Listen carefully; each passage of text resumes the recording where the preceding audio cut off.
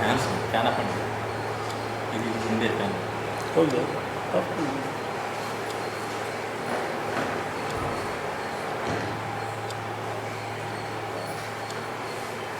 ಓಂ ನಮೋ ನಾರಾಯಣಾಯ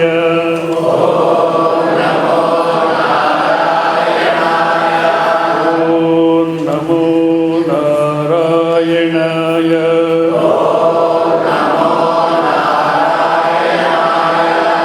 ಓಂ ನಮೋ ನಾರಾಯಣಾಯ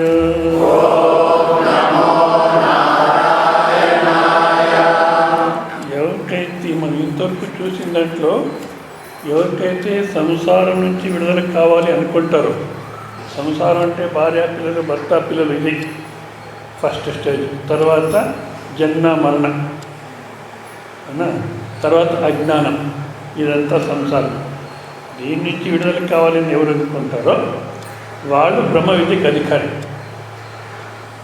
అందరూ కాదు. నేను చెప్పాను అది ఎట్లుండాలి, ఊరికే సంసారం నుంచి విడుదల కావాలి నాకే మాటలు చెప్పేది కాదు, నిజంగా విడుదల కావాలి అనేది ఉండాలి. ఇది అట్లా వాళ్ళు అవసరం ఉంటే సన్యాసం తీసుకోవచ్చు. తర్వాత కర్మ సన్యాసం అంటే కర్మానికి సన్యాసం. తర్వాత కర్మ సాధన లేదున్నాయో దాన్ని కూడా వదిలేసుకోవచ్చు. కర్మ సాధనలు అంటే యజ్ఞోపయుక్తము, శిఖ, సంసారం, భార్య పిల్లలు, ఇవన్నీ వదిలేసి వెళ్ళిపోవాలి. అట్లా మనకు అవకాశం లేదంటే సన్యాసం తీసుకోవాల్సిన అవసరం లేదు. ఇంట్లోనే సన్యాసిగా ఉండాలి. ఎట్లా ఉండాలి నేను చెప్పాను కదా, అదే నారాయణరావు దేశపాండే. జ్ఞాపకం ఉందా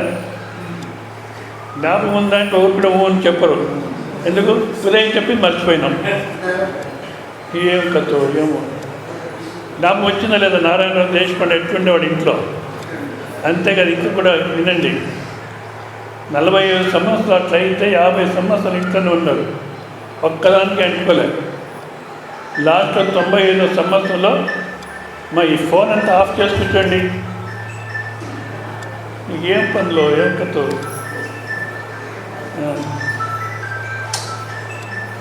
ఏం చెప్పినా ఏం తెలియకపోతే జనాలు.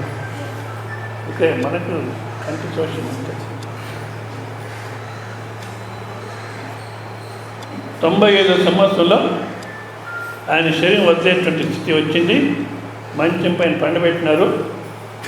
తర్వాత బంధువులందరూ వచ్చినారు. ఏదో ప్రాణం రక్షణ చేస్తామన్నట్టు వస్తారు. ఎవరైనా రక్షణ చేస్తారా? కానీ వస్తారు ఏదో పాపం. వచ్చి అందరూ ఏం చెప్తున్నారు, వీళ్ళు చాలా వేదాంతులని, వీళ్ళకి చాలా బాగా తెలుసని చెప్తున్నారు. ఓం నమో నారాయణ అన్నప్ప, ఓం నమ శివాయ అన్నప్ప, ఓం నమో నారాయణ అన్నప్ప అని వీళ్ళంతా ఉపదేశం చేస్తున్నారు. ఆయన చేసిన ఉపదేశం ఎవరి తలకి పోలే. ఇప్పుడు వీళ్ళు ఉపదేశం చేస్తున్నారు. ఆయన అన్నాడు, నేను ఎక్కడున్నాడో అక్కడున్నాను, మీరేం మాట్లాడుతూ ఊరుకున్నాండి, ఏది వచ్చిందో అది పోతుంది. ఆ మాట చెప్పి ప్రాణం పోయిందట. అట్లా ఉండాలి. ఒకళ్ళ ఆశ్రమాల్లో, తర్వాత మఠాల్లో, మందిరాల్లో ఉంటామంటే ఎట్లుండాలి. ఆ శృంగేరి మఠంలో చంద్రశేఖరానంద భారతిలో ఒక కథను, ఆ పరంపరలో వచ్చిన వాళ్ళు ఆయనే కొంచెం పవిత్రమైన జీవనం, నిజమైన సన్యాసి అంటారు. ఆయన ఒకసారి కూర్చున్నాడు మఠంలో. కెంగల్ హనుమంతయ్య చీఫ్ మినిస్టర్ ఆయన వచ్చాడు. ఆ కెంగల్ హనుమంతయ్యకి ఏం మాట్లాడాలో తెలీదు. ఒక స్వామి దగ్గర పోతే మనం ఏం మాట్లాడాలి అనేది కొంచెం సంస్కారం ఉంటే అర్థమవుతుంది, లేకపోతే తెలియదు. ఏదో పోయినాడు, ఆ స్వామీజీకి నమస్కారం చేసి ఏదన్నా మాట్లాడాలి కదా. ఆయన స్వామీజీ ఊరికి కూర్చున్నాడు, ఏదన్నా మాట్లాడాలి అని. ఈ స్వామీజీ కెంగల్ హనుమంత్ ఏం చేశాడు, మీ ఆశ్రమానికి ఇంత డబ్బు వస్తుంది ఇంకా ముందే, దాన్ని ఏం చేస్తారు అన్నాడు. ఇంత డబ్బు ఏం చేస్తారు మీరు అన్నాడు.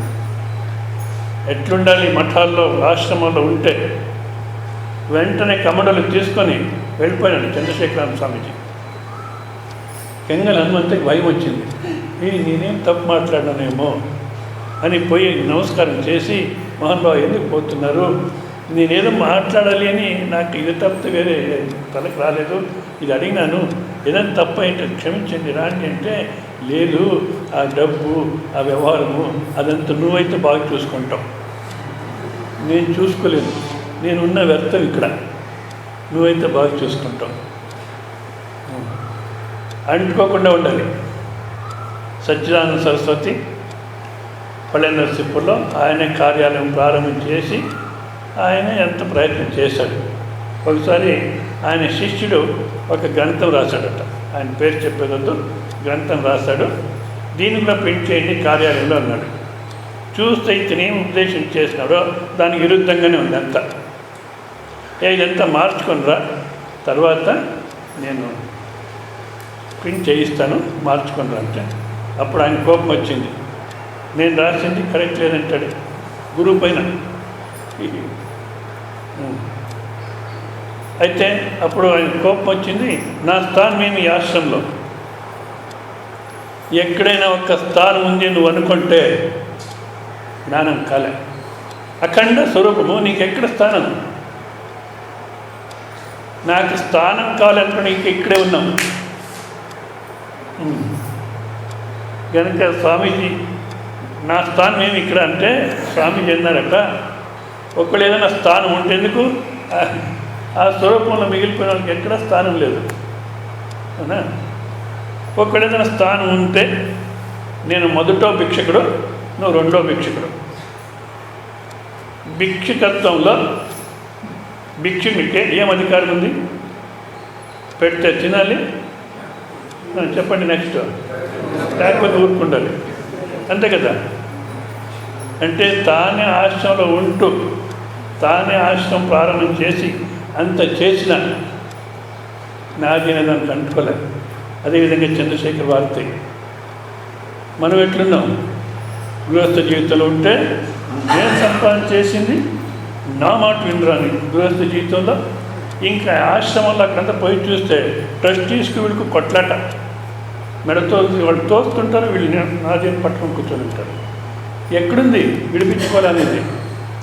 ఇంకా బంధంలో ఉండాలి అని ప్రయత్నం చేస్తాం కానీ విడిపించుకోవాలని రావడం లేదు. అది వస్తే అప్పుడు అధికారి. తర్వాత ఉదయం చూసాం మనం, ఏది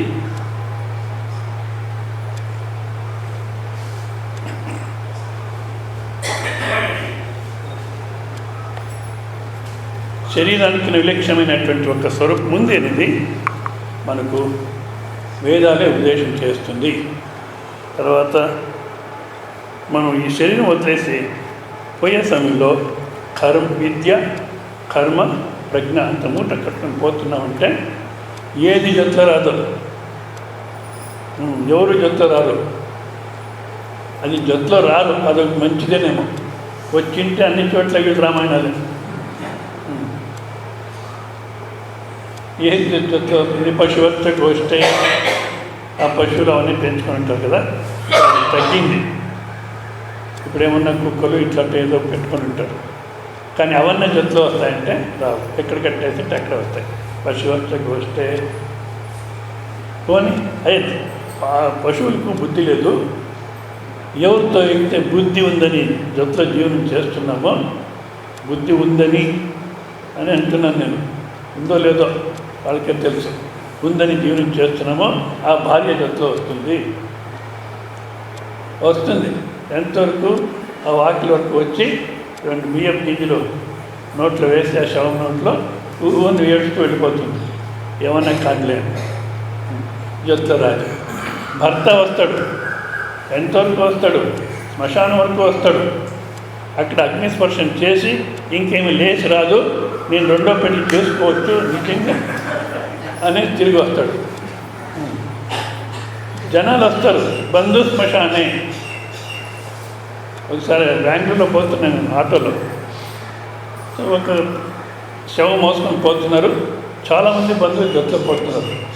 అప్పుడు ఆటో డ్రైవర్ని అడిగినాను, వీళ్ళందరూ ఎందుకు పోతున్నారయ్యా అని. ఏమో ಹೋಗ್ತಾರೆ, ಸತ್ತಾಗೆಲ್ಲ ಹೋಗ್ತಾರೆ అని నేను అన్నాను. మళ్ళీ తిరిగి రావచ్చు. వారిని పృథ్వీలో దాచేసి సమాధి చేసి మనం తిరిగి రావచ్చు అనే గ్యారెంటీ ఉంది. అందుకోసం వీళ్ళంతా జొత్తపోతున్నారు. ఎవరెవరు శ్మశానానికి పోతారో వాళ్ళందరినీ అక్కడే సమాధి చేసేస్తాము, పొగురు తిరిగి వచ్చేవాళ్ళు లేరు అంటే ఎవరైనా వస్తారా? మరి ఎవరు రారు. మగను ఇది ఏదో కీర్తన ఉంది. ಮಗನು ಹಾಕುವ పిండ కాకినరిಗಳ పాలు పొదిసిదా పొదికి అగతన పాలు అంటే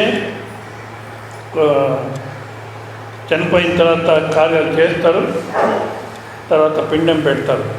అదే శాస్త్ర ప్రకారం వాళ్ళకి పోతుంది అనేది ఒక శ్రద్ధ. కానీ మనం ప్రత్యక్షంగా చూస్తాము, కాకలు తినిపోతాయి.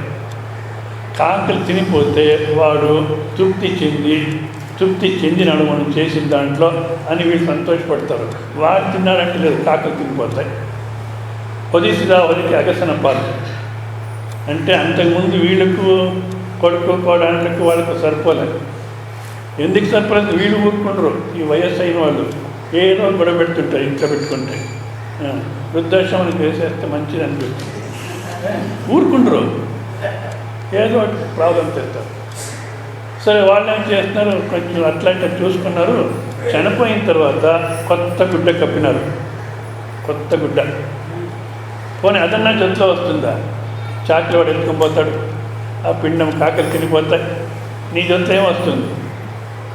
నీ మాడిదా కర్మ నిన్న పాలు, ఏమేమి చేస్తున్నావో అదే జొత్తులో వస్తుందంటే శరీరానికి లక్ష్యమైనటువంటి ఒక స్వరూపం ఉంది. అది ఆ కర్మాన్ని ఎత్తుకొని మరొక శరీరానికి పోతుంది అనేంతవరకు మనం చూస్తున్నాం.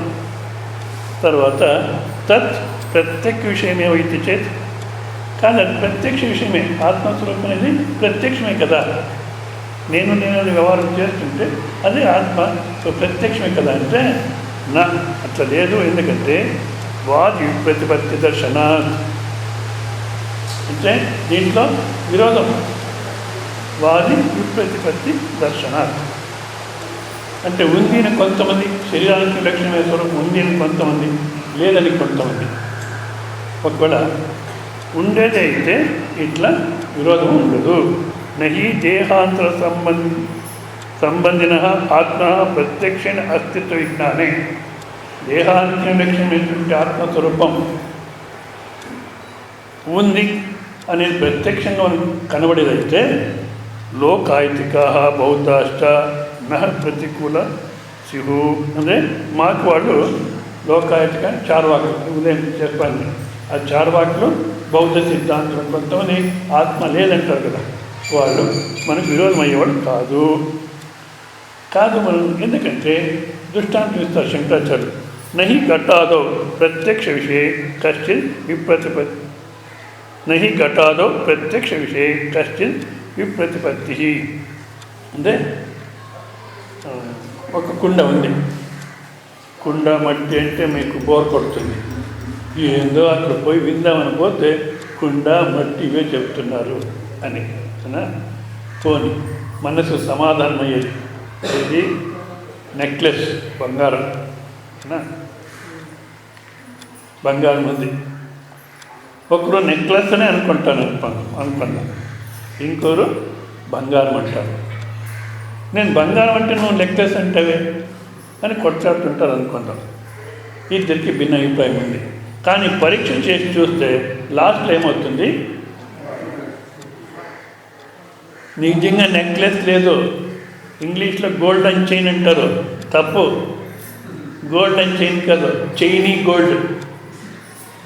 సర ఆకారంలో బంగారం ఉంది కానీ సరమని లేదు. అక్కడ ఏముంది? బంగారమే ఉంది.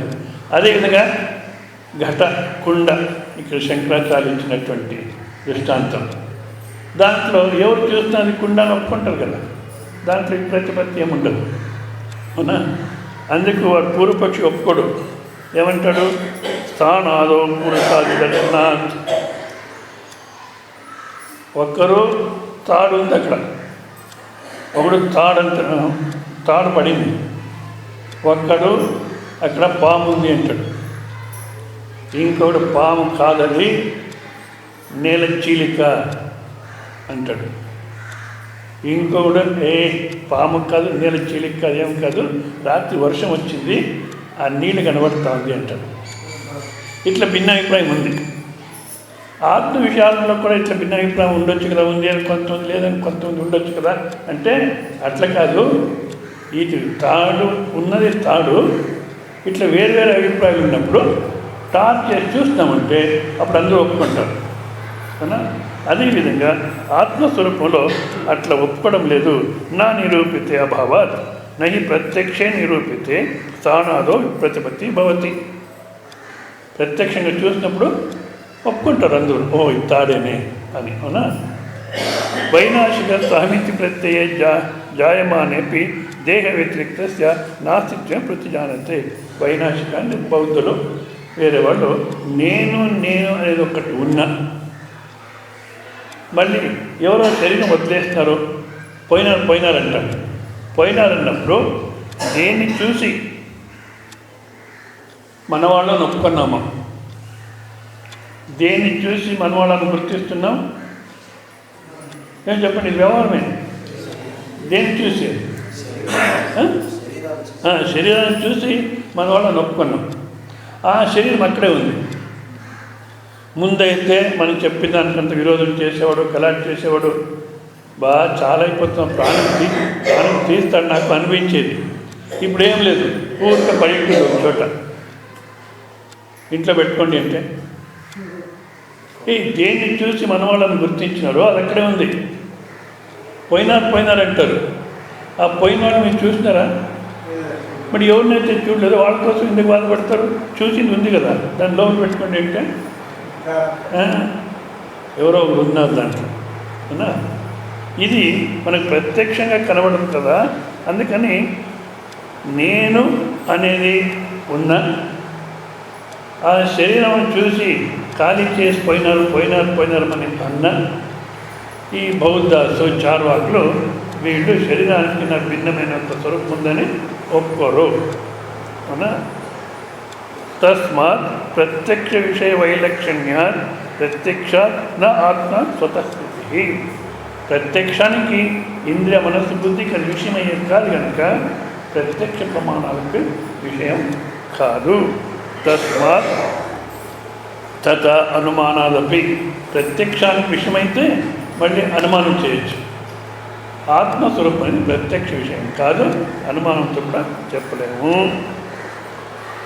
నా జన్మాంతర సంబంధస్య అగ్రహణాత్ ఆగమేనతు ఆత్మాస్తిత్వే అవగతే వేద ప్రదర్శన లౌకిక లింగ విశేష ఇష్ట తదనుసారిణో మీమాంసకాః తార్కికాశ్చ అహం ప్రత్యలింగాని చ వైదికానివ సమతి ప్రభవాని ఇది కల్పయంత వదంతి ప్రత్యక్ష అనుమేయశ్చ ఆత్మ ఇది.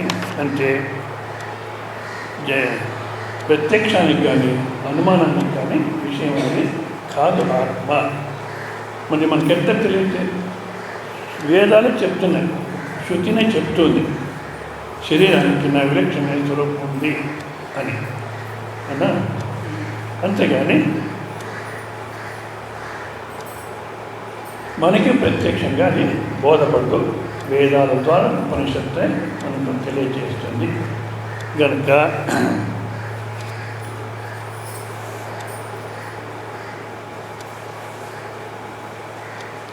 ఇంకా కర్మకాండ విషయం చెప్పి నెక్స్ట్ జ్ఞానకాండ విషయం అని తీసుకుంటారు. ఇప్పుడు సమయం అయిపోయింది, మళ్ళీ మనం ఇంకో క్లాస్లో చూస్తాం. ఓం పూర్ణమద పూర్ణమిదం పూర్ణాత్ పూర్ణముదచ్యతే పూర్ణస్య పూర్ణమాదాయ పూర్ణమేవావశిష్యతే. ఓం శాంతి శాంతి శాంతి. హరి ఓం శ్రీ గురుభ్యో నమః. హరి ఓం. 1 గంటకు భోజనాలు నేను చెప్పాను కదా, ఇంటికి ఇవన్నీ అలవాటు చేసుకోండి. క్రమశిక్షణ ఉండాలి. ఏ క్రమశిక్షణ లేదు, ఏ మోహం పోలేదు, కామ క్రోధ లోభ మోహ మదమాత్సర్యాలు పోలేదు, ఏమీ పోలేదు. తత్వం బోధపడుతుందంటే బోధపడదు. కనుక వ్యక్తిగత క్రమశిక్షణ ఉండాలి. 1 గంటకు భోజనాలు, అంతవరకు కూర్చొని నీ విచారమే మాట్లాడుకోండి. ఇవన్నీ వదిలేసేయండి. చంద్రబాబు నాయుడు ఆ నాయుడు ఈ క్యాకర్ నాయుడు ఎవడు వచ్చినా ఒకటి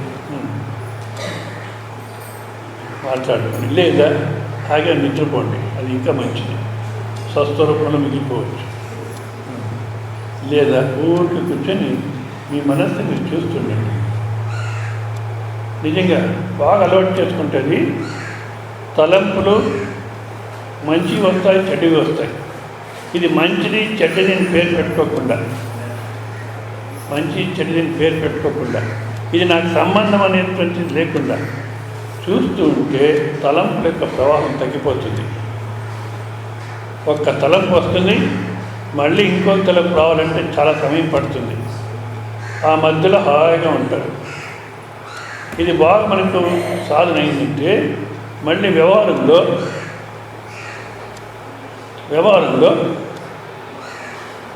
ఏ తలంపులు ఏ వ్యవహారానికి అవసరమో అది మాత్రం వస్తుంది. ఇతరత్ర హాయిగా ఉంటాం. అది అలవాటు చేసుకోవాలి. సో 1 గంట అట్లా శాంతంగా ఉంటూ తర్వాత భోజనం. నేను చెప్పాను మార్నింగ్ కొంచెం చెప్పింది కొంచెం పని చేసింది. చెప్పులు లైన్గా వదలండి. అన్నపూర్ణేశ్వరి భవనం ఎక్కడంటే అక్కడ పవిత్రత పోగొట్టుకోవడం వదిలేసి అక్కడ ఆహారం తీసుకోవాలంటే తట్టలో వేసుకొని